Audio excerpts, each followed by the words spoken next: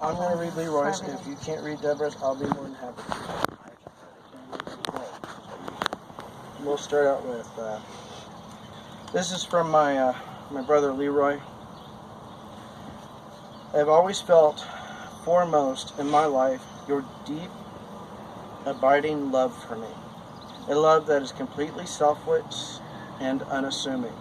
A love that can only be compared to that of Jesus, who sacrificed himself so that we can be forgiven and someday return to him with our Father in heaven. You are no stranger to sacrifice, giving yourself to your boys, your husband, and virtually everyone around you. I remember when you would work all day and then come home and throw together a delicious meal. Or I would feign sickness to stay home from school, and you would take me to the doctor. You knew I wasn't sick, but still took time off from work. But instead of being irritated, we would have a good time just being together. The same pattern would repeat itself when I would get into all manner of trouble. Amen. You would never stay upset with me for very long. Your never-ending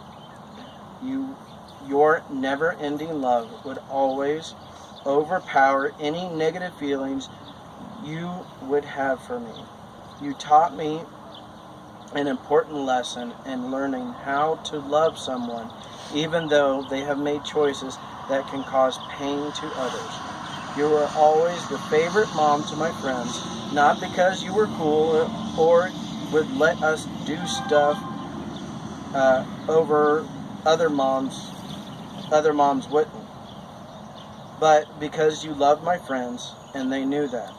I remember growing up, it was always so hard to see you upset on the few occasions that it happened.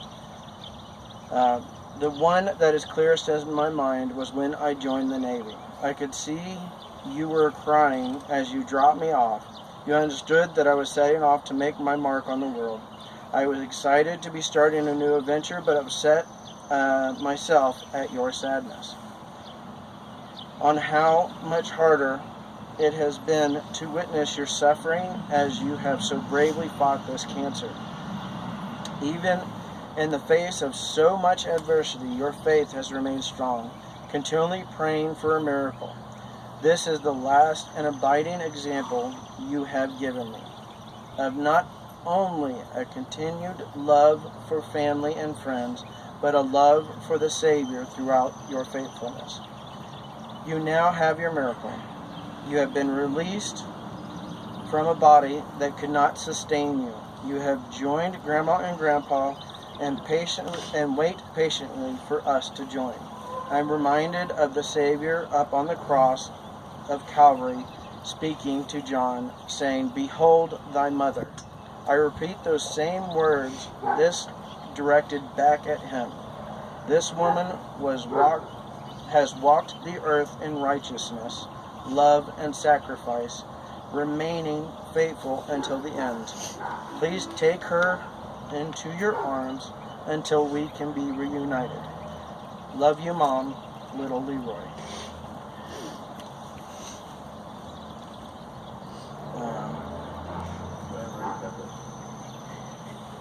Alright. Find it. Probably got a little bit different. A little bit. Ruth also feels the same way. She's not the only one, so just... Oh, I'm going to have to type in.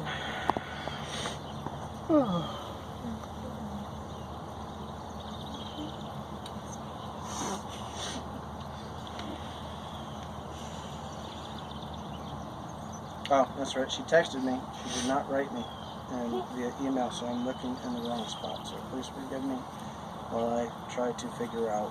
Every time she tried to read it to me, she couldn't read her own handwriting. Okay. I am mad at you, God. I prayed for her healing. It didn't happen.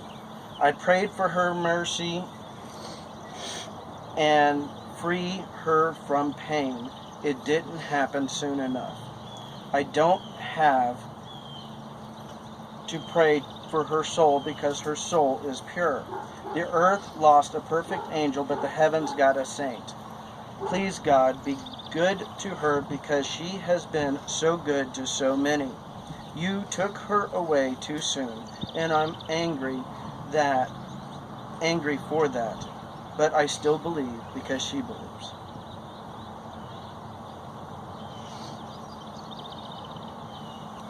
Kayla, you wanted something to say? Oh, I gotta go now? Yes, now you go.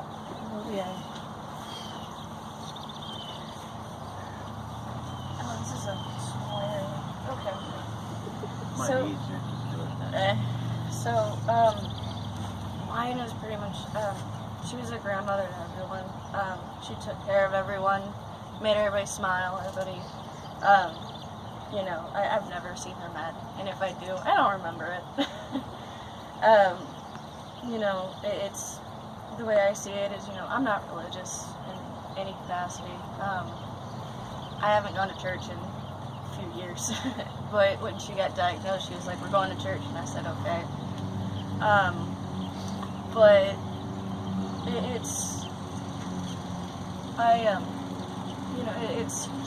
to me, the reason she left so soon was because she was too good for this world, and she was ready to move on before all of us were.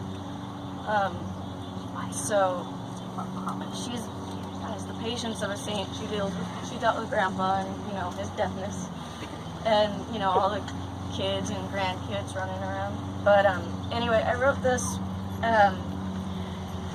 in the next couple days after she passed, and it's just pretty much how she lived, and I called it the candle of life. In the world of shadows, a single candle burned bright. She danced and flickered to the beat of life. So generous and humble, she shared her light with everyone who came by. The loving embrace of warmth she shared with everyone. She shared her flame with another candle. Together they lighted more candles, and taught them to share their light as they grew. They did the same. As her flame burned, her time grew shorter. She gave all she could to anyone and everyone she could. She just wanted to share all the loving warmth she had.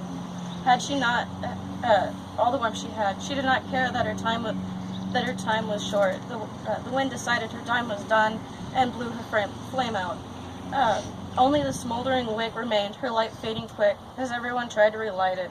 Her smoke signaling everyone it was okay. She would watch from above, unable to relight her flame. It went out. Her light, however, had not burned bright in every candle she lit. The memory of her loving warmth in everyone's mind, her light will forever burn bright in the flame she lit. So.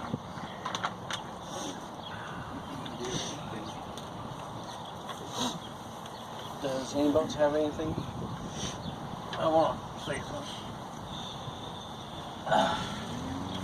I married this woman 50 years ago. She was a child. I was a little older. But together we raised a family. Been through 3 wars. A lot of other difficult times. But she never lost her faith.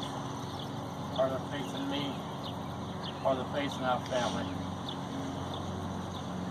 She will be sorely missed by all of us.